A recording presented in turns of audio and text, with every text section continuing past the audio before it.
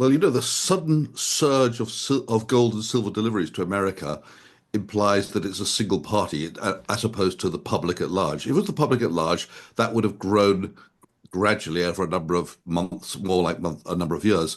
But it all seems to have happened in a great rush. So it implies that it's a single party who's coordinating the thing.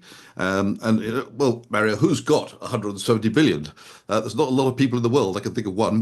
How many can you think of? Friday, February 21st, 2025, Maneco 64, home of alternative economics and contrarian views. Good morning, Clive. How are you doing? Hello to you, Mario. Good morning to you. Hope Yeah, you're well. yeah, I am. I am. There's a lot to talk about, of course, especially about gold. But one thing that I wanted to touch upon, and it's something people have kind of put to the background, but I think is also important for gold, is this, Clive. And it came out yesterday in the FT. China's holdings of U.S. Treasuries fall to lowest levels since 2009. So, like 16 years, Beijing has been seeking to hold American debt through lower profile accounts and diversifying into other assets. What are those other assets, Clive? I guess it's gold, isn't it?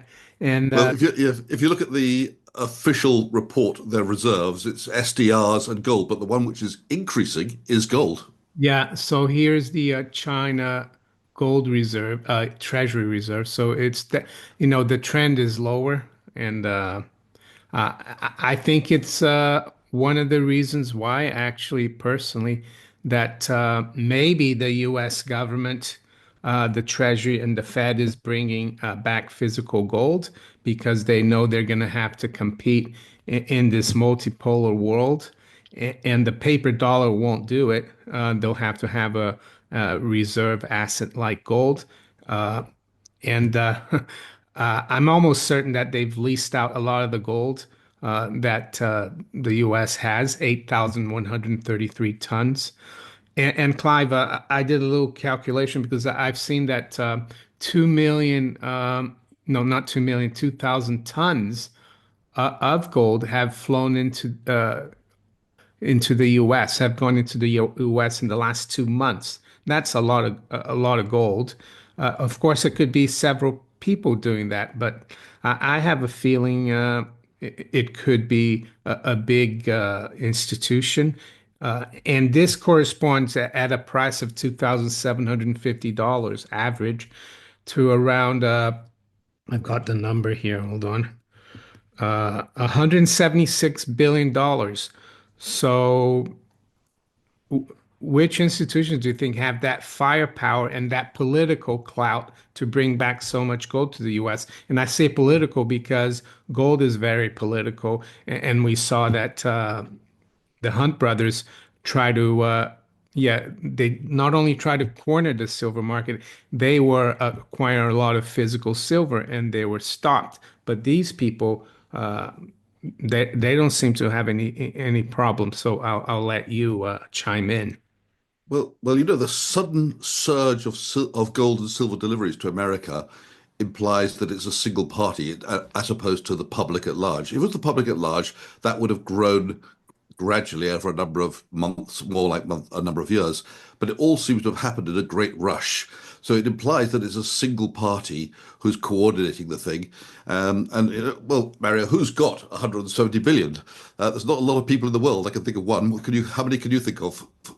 One or two, yeah. The in the private sector, I can think of Berkshire Hathaway, which is Warren Buffett's company. And it's been known that for the last 12 months that they have over $300 billion in cash. Um, and of course, Warren Buffett is not a lover of gold. He said you dig it out of the ground, you mine through mines, and then you take it out and put it back underground, and it has no use. But I actually think what he means is that in a normal environment, yes, gold is just money, and investments are companies. But in the current situation where the debt is so high, he might change his mind. And I think he is aware of how important gold is because his father was very knowledgeable about gold. He wrote an essay or made a speech in 1948 uh, about gold and saying that the gold redeemable dollar or money is essential to human freedom.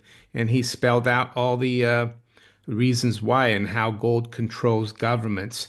So who knows? And I guess the other institutions, the Federal Reserve and the Treasury, they have all the power in the world for now to buy and bring in that kind of gold.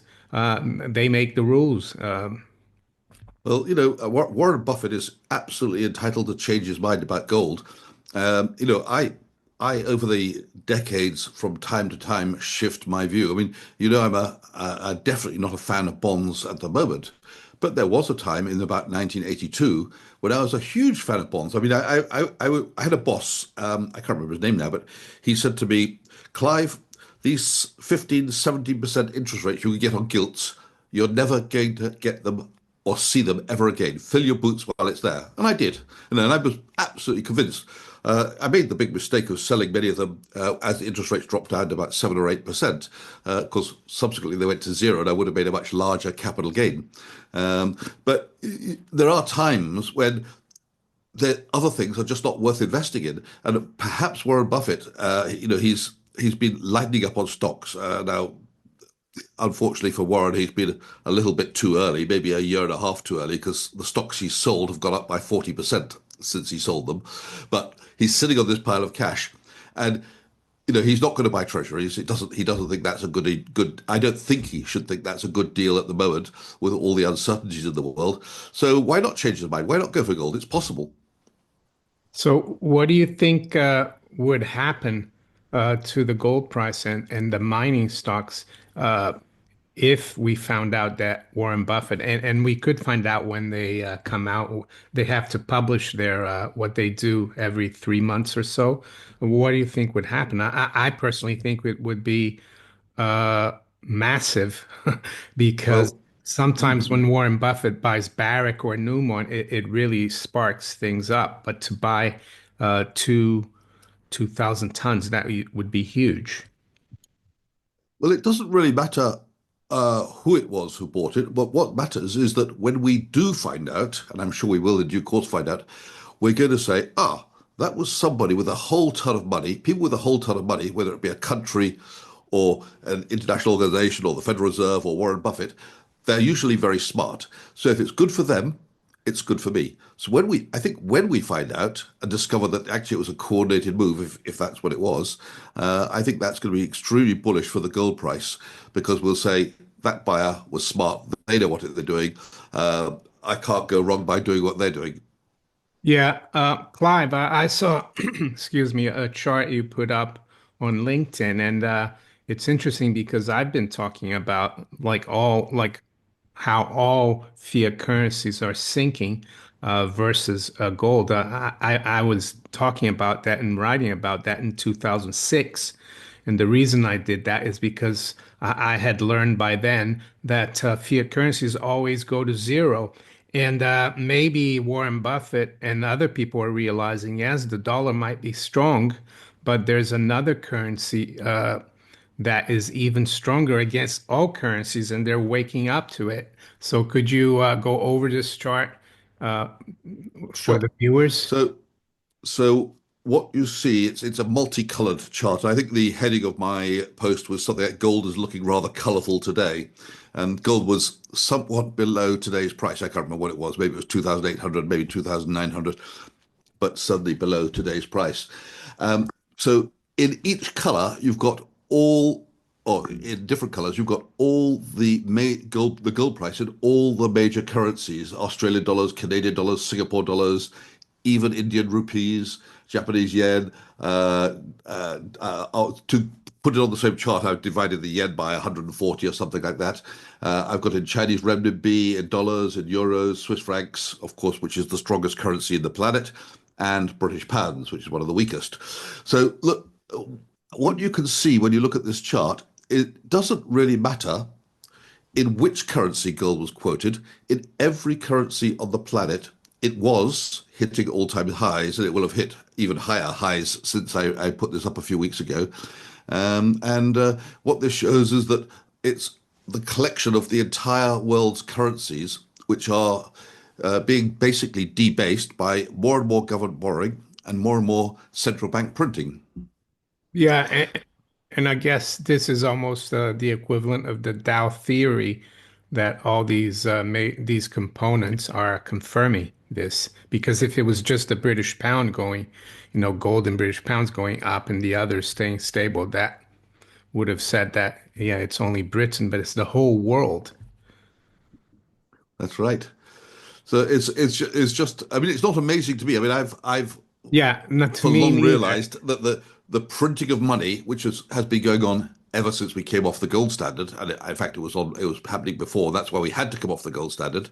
So before 1971, they were printing so much money they had no choice but to come off the gold standard because nation states like France, Switzerland, and the UK were asking America to give their gold back. They said, "Here's your dollars are convertible to gold. Please give us the gold." And America was handing over the gold, but the gold reserves were depleted by almost half prior to 1970, thanks to foreign nations saying, "You haven't got enough gold, we'll have our gold." So finally, the point came when the French had already helped themselves to, I think, $1 billion of gold, asked for another slice of it, and the American President Nixon on the 15th of August 1971 said, "Sorry, you can't have it. We're temporarily suspending the gold window." Um, he didn't say you'll have it later but he did say it was temporary, and so we're still in that temporary session where you can't actually get your gold, at least not at the gold price of 1971, which was the official price. Yeah, before we look into the audit question, Clive, and also I wanted to see what you think about the revaluation. I wanted to actually go off topic a little bit and look at an economic statistic that came out yesterday that I mean, I haven't looked at it that much, and not many people talk about it. I remember back in the day when I worked in the city, we used to call it misleading indicators, the leading economic indicators for the US. And I don't know, I just had a quick look and I brought up this chart, and I was amazed that leading indicators have been below zero since 2022. And I remember, Clive, in the beginning of 2022, we had two consecutive quarters of negative GDP growth, but they said it wasn't a recession because unemployment was too low. Uh, and here I mean, this is not normal that leading indicators are all going negative. It's the rule here. We've got 1 or 2 months in the last 2 years that it's up. And if you look at what leading indicators is, it's this here: manufacturing average weekly hours in manufacturing new orders, consumer goods, employment, housing, stock prices, credit, interest rates, consumer expectations. So my question to you is, uh, what do you think about this discrepancy and how can they keep GDP positive if it seems like all these leading indicators have been really negative over the last 2 years? Well, I think it comes down to whether you're counting the number of items or whether you're counting the amount of money out there. We're in a world which has divided itself into two separate systems. You have the haves and the have-nots. The haves have got jobs. The haves have got money. They've got investments. They've got pension funds. And the have-nots are struggling to find a job and they're not working. They can't buy their house and things like that. So you can count the numbers one way and say how much is the wealth on the planet growing, and you find you've got growth. But you can count another way and say, how many people are economically active, and you're finding that number's going down, and you get a different result. So I think I haven't looked at how that number is actually calculated, apart from what you showed me there. I can only imagine that they count GDP and the leading indicators in different ways. They're looking at different things. Yeah, excuse me. The other thing I would say is that with the huge deficit spending we've seen in the last 2, 3 years, like 6, 7% deficit spending, which is more akin to what you deficit spend in a recession. That has patched how can I say, inflated the GDP numbers because government spending is added to GDP.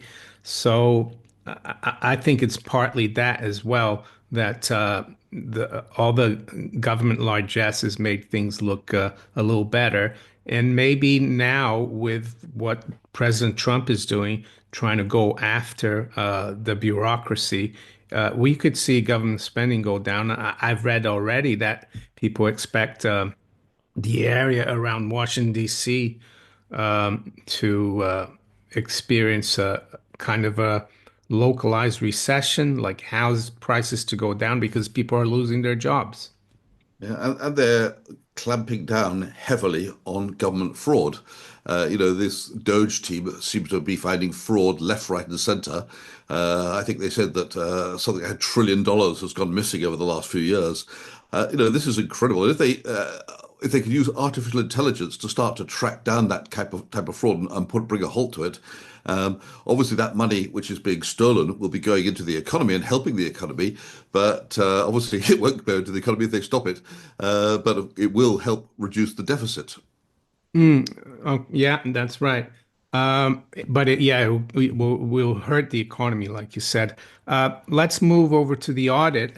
We saw, I think it was Wednesday, late on Wednesday, President Trump was on Air Force One, and he said, "We're going to go into Fort Knox to see what's there, if the gold is there." He was very clear about that. So. I've got like a clip here. I think it's from the 70s or 80s, and I've this guy is quite interesting. I've heard of him before. I forgot his name now, but he's done like a documentary on the Federal Reserve. But I hadn't seen this, and I'm gonna play this, Clive. So it's from X. Ronan Manley put that up. Let's have a look. Naturally, gold prices immediately began to soar.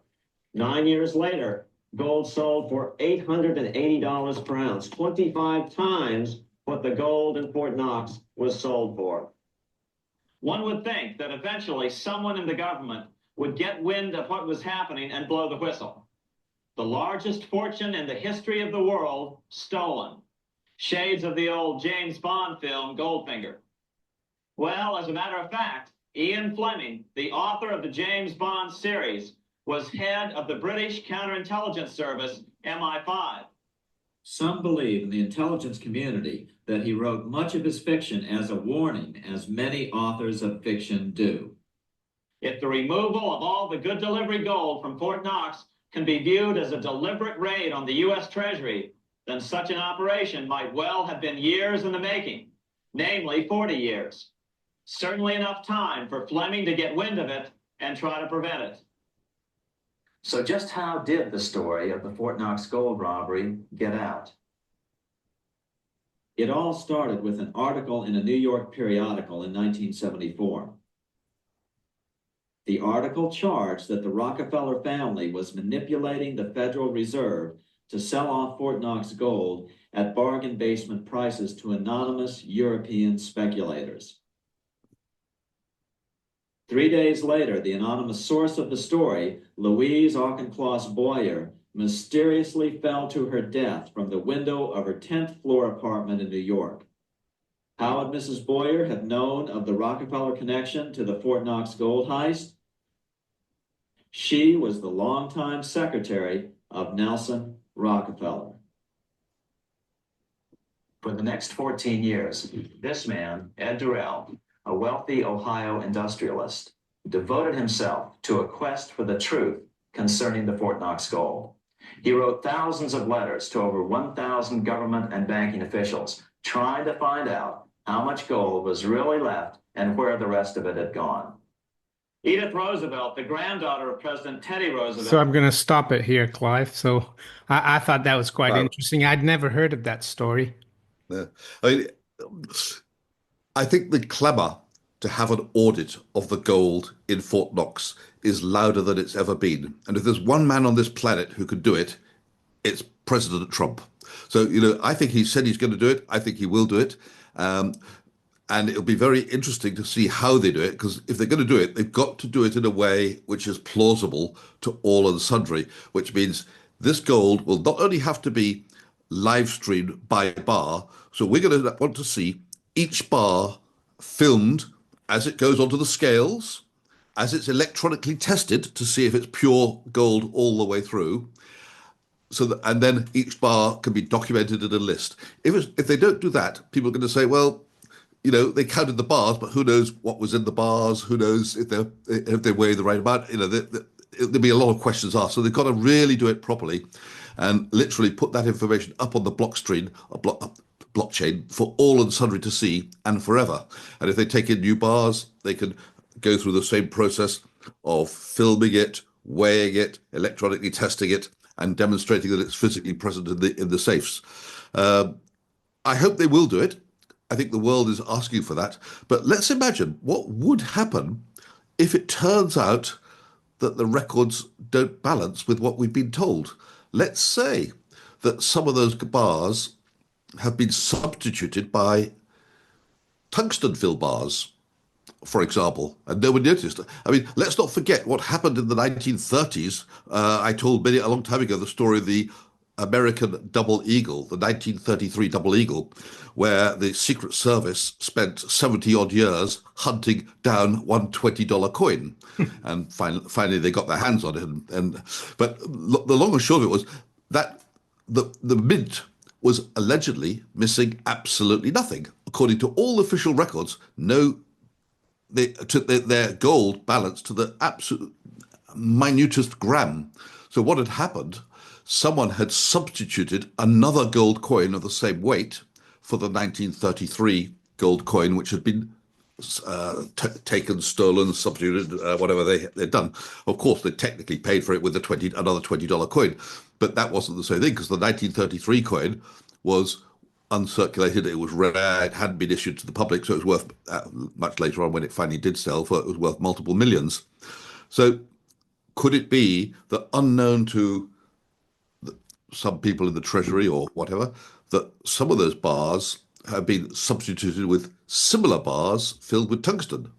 Or worse, maybe the bars have been lent out to people who can't repay and nobody's talking about it.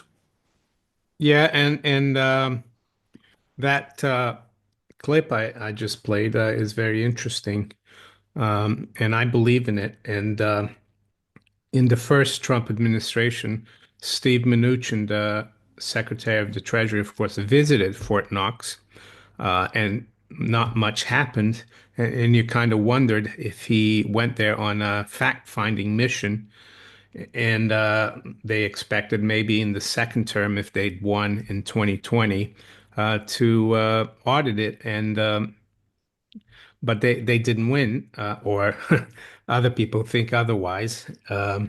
That's another topic. So here we are, and they win the election November 5th, and I think the election has to be authenticated by the states. I think that's probably towards the middle of November. I'm not too sure. It could be a little later.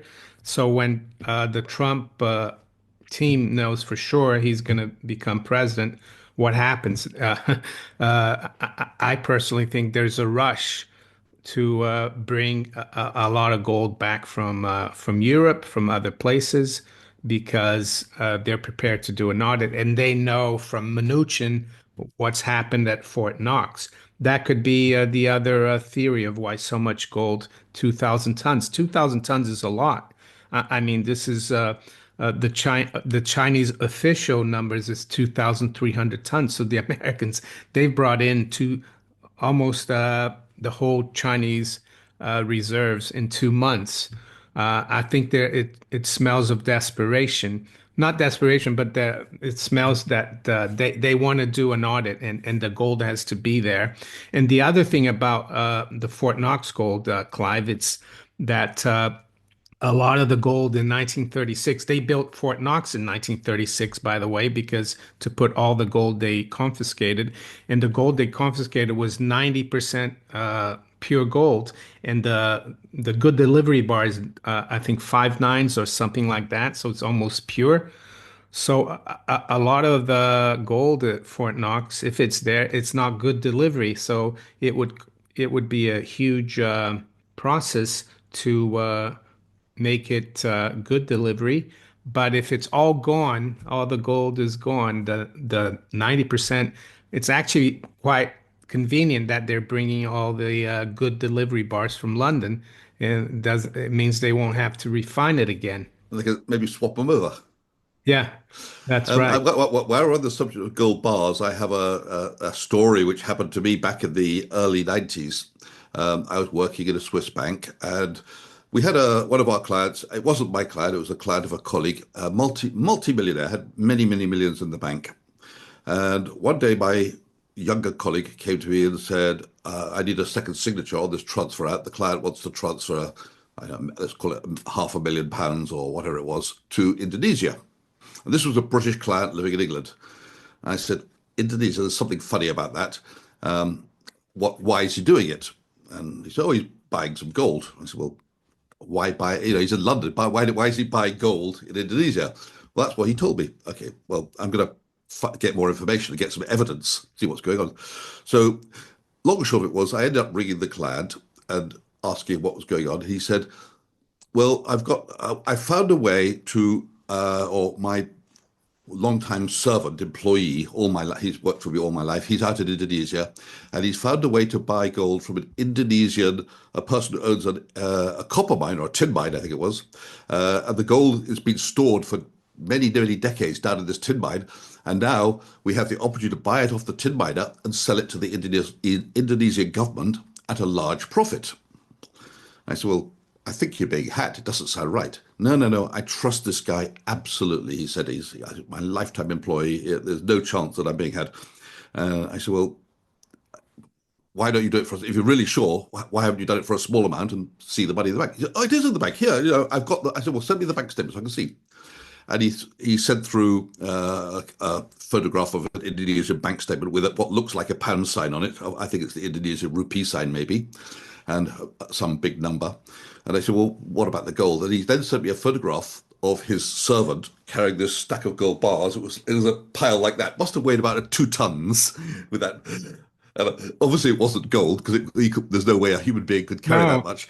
So I said to the guy, I said, "Look, this is a fraud. Someone's Yeah. having you, or your servant is being had. It's not real gold."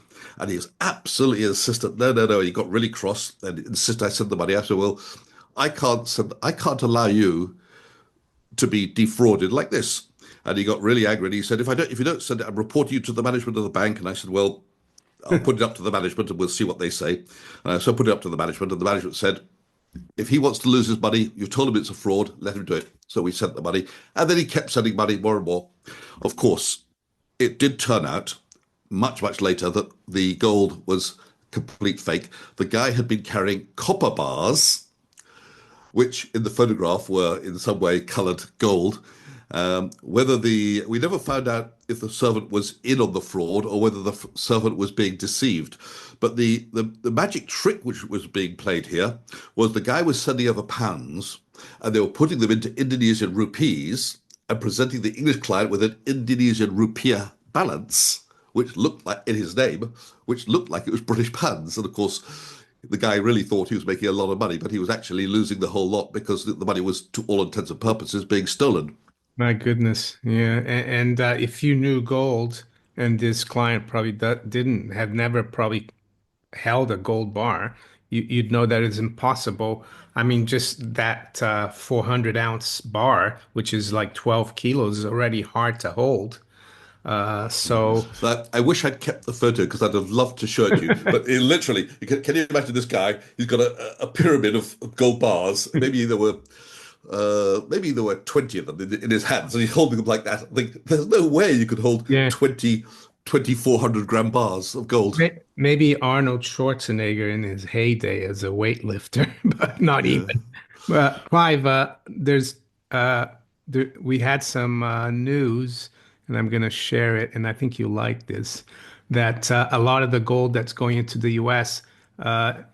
has come from Switzerland, and some people actually think that it's actually come from Russia because Switzerland doesn't mine any gold. The gold just goes there to be refined. So it says breaking 85% of Swiss gold exports now heading to the USA. And I like the picture of Donald Trump there on. He might be on the Matterhorn, with Yeah, and he's got the gold bars beside him Yeah, in the snow, and some of them are slipping down the mountain. That's a bit yeah. unfortunate. Yeah. So just wanted to show you that. Yeah, and I did actually ring one of the largest gold dealers here in Switzerland to ask the question, are you having any trouble laying your hands on gold? And the answer was no, absolutely not. We can get as much gold as we want from our refiners here in Switzerland. So there seems to be no problem getting gold out of Switzerland. It's just London. Yeah, it's just London and Comex axes. Um, so what about revaluation, Clive? Because I saw I think yesterday not president, but the Secretary of the Treasury, Besant, he did an interview. I haven't watched the interview, but one of the comments was that, yeah, he said, I'm not thinking about revaluing the gold.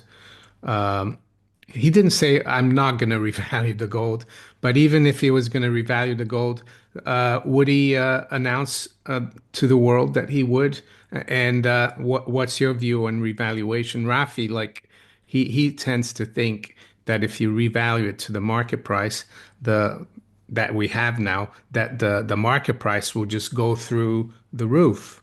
Uh, so just wanted to see what you think. So, I mean, I think there's a lot of sense from a political point of view in putting the gold mark to market, or at least putting it to the current value. And the reason they could do that, they'd have to carry out a transaction, well, for example, a sale and purchase simultaneous agreement, or a sale and lease back, or a lease and a purchase back. It doesn't really matter how they did it.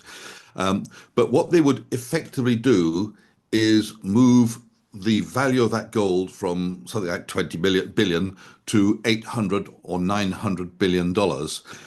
And that's a profit. And they would book that profit to their profit and loss account, thus reducing the budget deficit.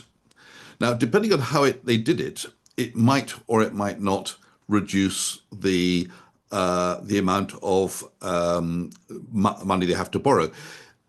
At first sight, simply revaluing the gold doesn't change anything. They still have to borrow money to spend.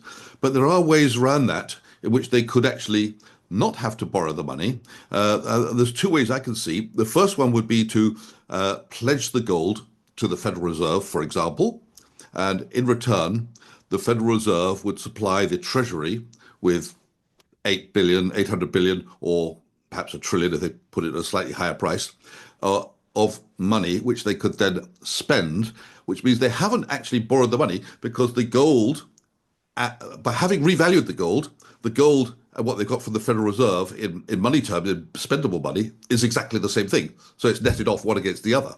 Therefore, they haven't, they now have to borrow, I'm going to call it for simplicity a trillion. They have to borrow a trillion less because they've got that money printed by the Federal Reserve.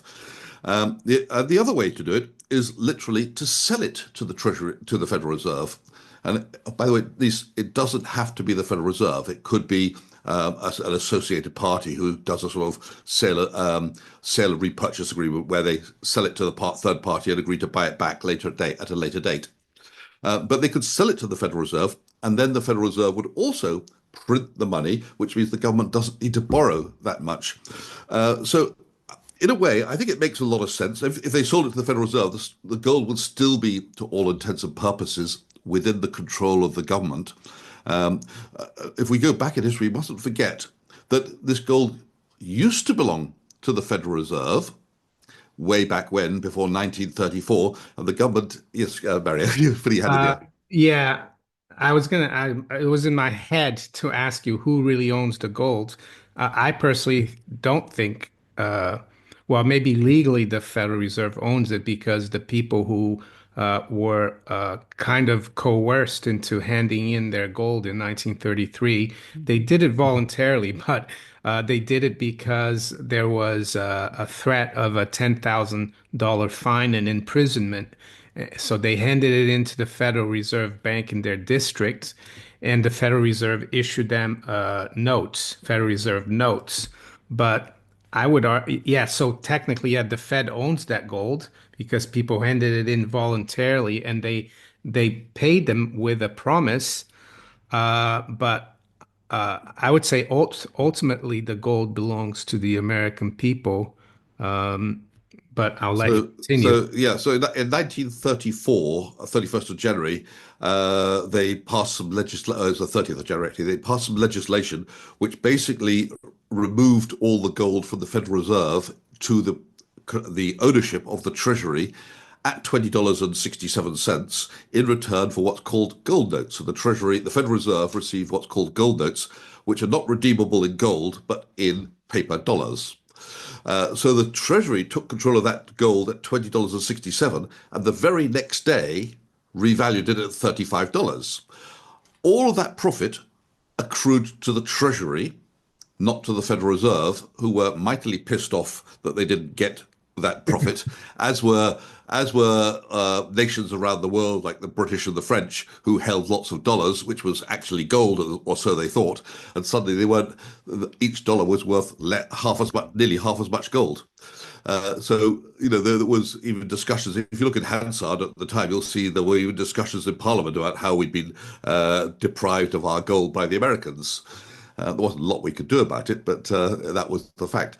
So back then, they booked a huge profit by revaluing the gold from 20. This is the Treasury, from revaluing it at $20.67 to 35. They repeated that trick and made another 2 billion or so profit in the 1970s by revaluing it in two events up to $42.22, I believe. Yeah. That so I think if they were to do it again, there's no reason why they shouldn't. They've done it three times in history now. Why not revalue it again to the current market price, book a profit that reduces the budget deficit because they got a profit. And of course, if they monetize it in some way, either by pledging it and getting a loan against it, they don't have to count the loan as part of their debt because gold and revalued gold is money and it's the same thing. So they don't have to count it as debt. So they borrow that much less. Or they could just simply sell it to the Federal Reserve and reconfiscate it again in a few years. A couple of things, Clive. Actually, it would be the fourth time they do that. The first time I've been looking into it was in 1838. The ounce of gold used to be $19.38, and then they raised it to by 6.66% to $20.67. And about the British complaining about Roosevelt, I would say I've heard that the Dutch and a lot of countries were complaining about the British when they went off the gold standard in Oh, sure. 1931 because a lot of countries were holding like deposits, not gold, and they thought it was as good as gold. But anyway, uh, yeah. Before we look at some of your coins, Clive, you have some interesting coins. Yep. Just wanted to show the viewers, have a look a little bit at silver, the poor forgotten metal. And but I think silver is starting to look a lot better. And I just want to check here. The gold, silver price is at 32.86. So I did this chart yesterday, but it's almost the same price. And if you look at it, if next week we close the month above, let's say, I think here it's around 32.60, but a close above 33, for example, would be the highest close in silver, like you look at here, in like 13 years. So I'm just trying to say that people need to be patient. I know we've been saying this for a few years now, but silver looks even more, in my opinion, explosive than gold. What do you think, Clive? I do think that silver's waiting for its breakout. When it breaks out, I think it can move a long way. So where are we? We're sort of 32, $33. I think the number I've got in my head is more like 35, $36, because I'm looking at a different time scale. You're looking at the monthly or the weekly chart, aren't you there, Mario? Monthly, But yeah. yeah, I think when it breaks sort of the 35, $36, we're on our way to 40 as a fairly quick next stop. But So yeah, it all depends on how you look at it. But at the moment, silver is looking relatively strong. I'm not ready to write an article to say it's going to break out tomorrow, but I think that's going to come soon. Yeah, yeah. So Clive, Well, let's so the see. silver coins. Shall I talk about those? Yeah. Um, so I actually I bought two lots of silver coins very recently. One was just 2 days ago. I got a call from the silver dealer. He'd got some just one coin, which I'm going to show you to start with. I haven't got it in front of me, but I've got a picture of it. Uh, it came in a lovely box. It this is from eBay actually, but it's a proof coin, and I see they're selling them on eBay for 197 quid here. I paid 34 Swiss francs. That's pretty And good. it's absolutely mint. It's in a box with a certificate of authenticity. It's exactly what you see on the eBay website, an uncirculated proof silver coin. What that one was from the island of Niue, and it's they call it the Yoda Star Wars Yoda boxed limited edition, 5,000 coins only minted. So I'm quite pleased to get that. I'm not planning to sell it, but obviously I seem to have bought one, which is I just paid the silver price for it when it's worth apparently a lot more from people who are collecting it. But the other thing I bought was Is a that little a bit before. 1 ounce coin, is Yeah, it? it's a 1 ounce. It's written 1 ounce, 999, and it's two Yeah. dollars official price. I also bought this little collection of, again, uh, it's a complete collection of the Swiss mountains. There's a few more coins which you can't see here, and each coin is very interesting.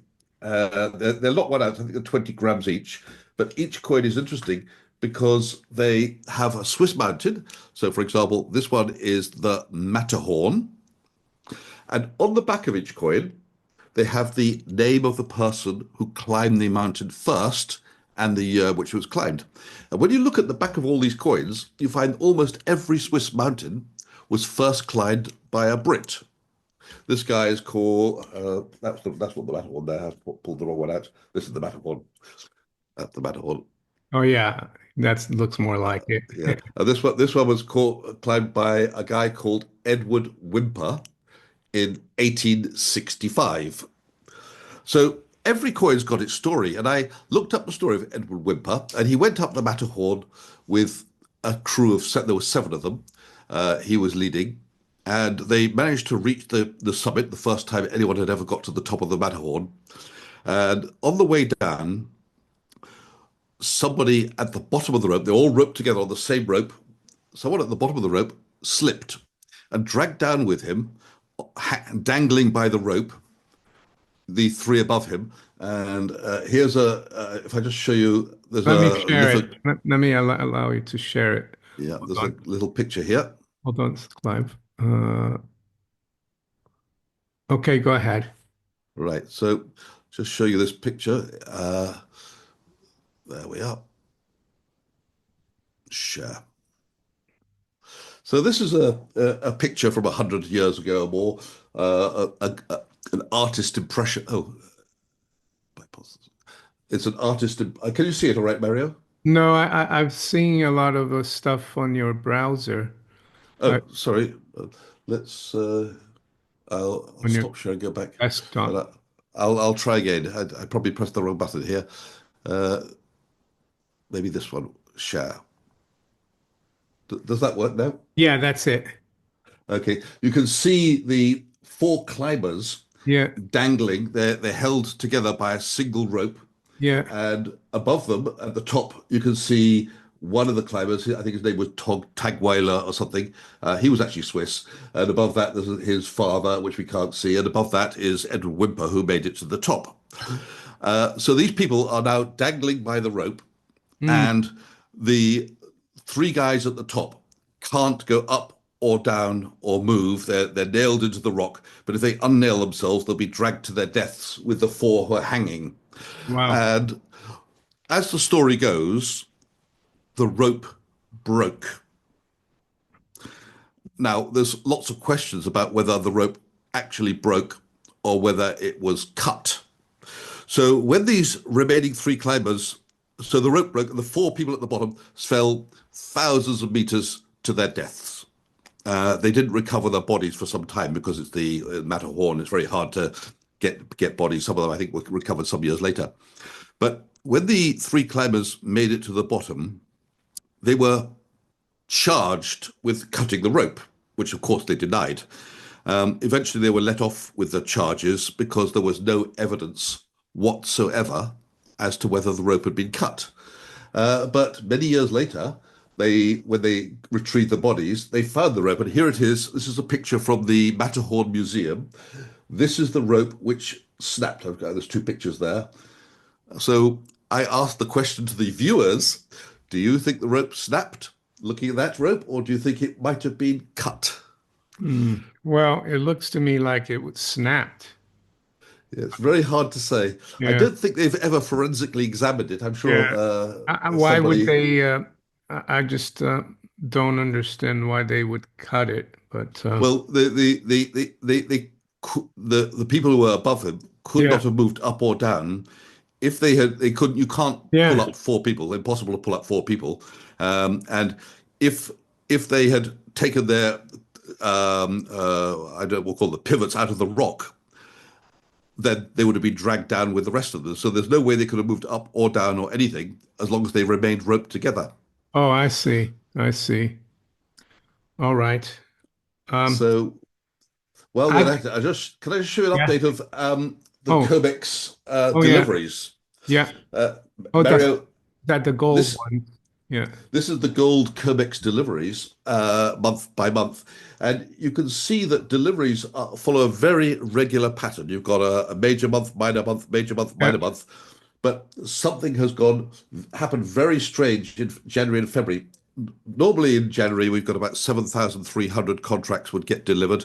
This January it was 22,538, three times as many.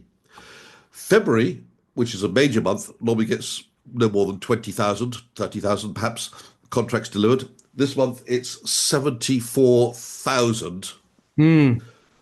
contracts of gold deliveries.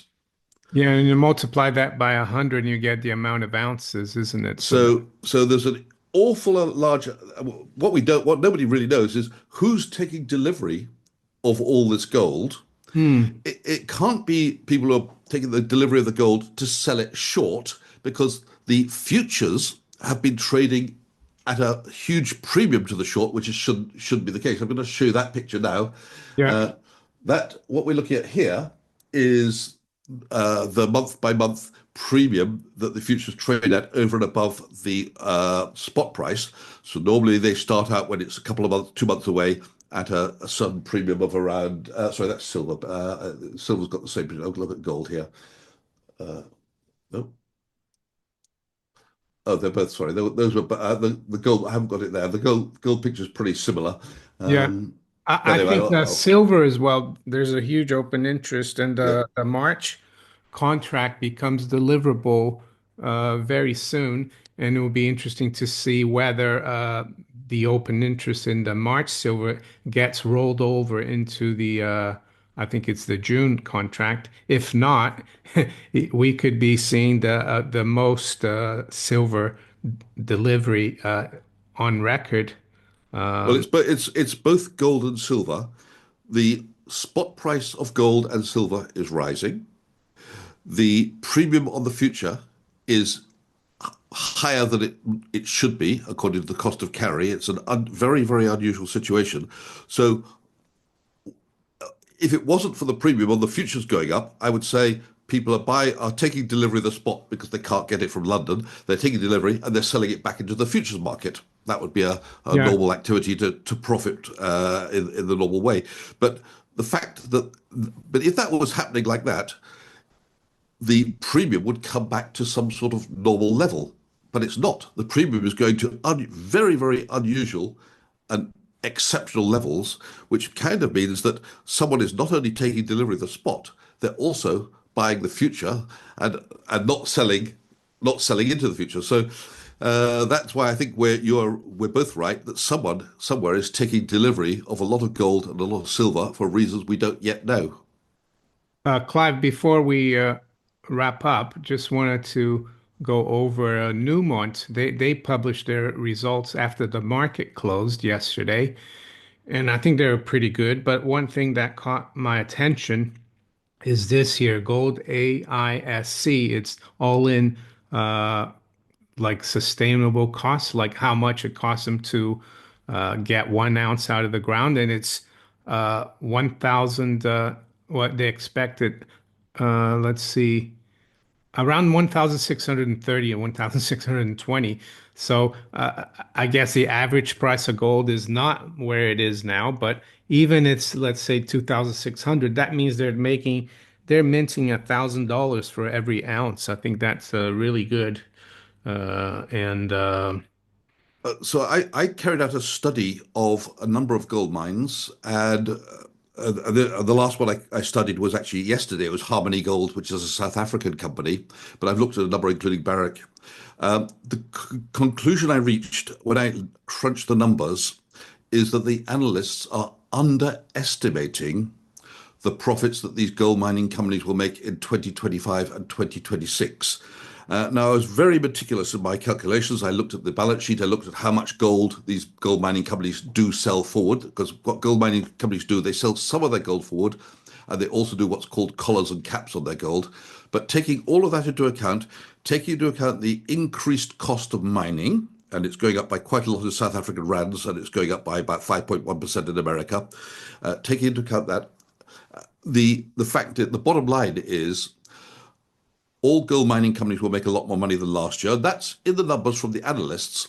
But when you crunch the numbers, the actual amount they're going to make is higher than what the analysts are currently forecasting. So what's happening? The analysts are all in a bunch here. You've got the bunch of where they think they're going to make it, and the one at the bottom that moves his finger from the bottom to the top of the pile, but still staying in the bunch. Then the new one at the bottom moves his finger to the top, his forecast top pile. So gradually, one by one, they're increasing their forecast, but they're still some way from where the actual forecast is going to end up.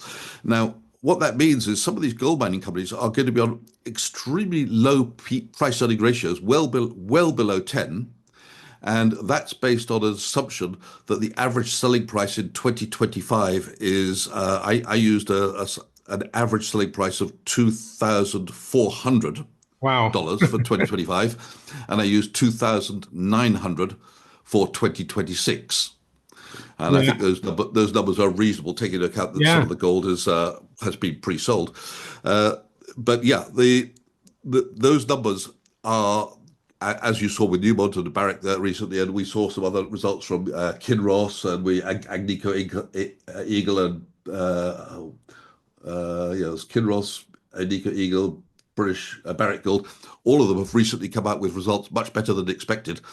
And the results which will come in the future are going to be better than are currently being forecast, because the analysts are slow to react to the rapid rise in the gold price.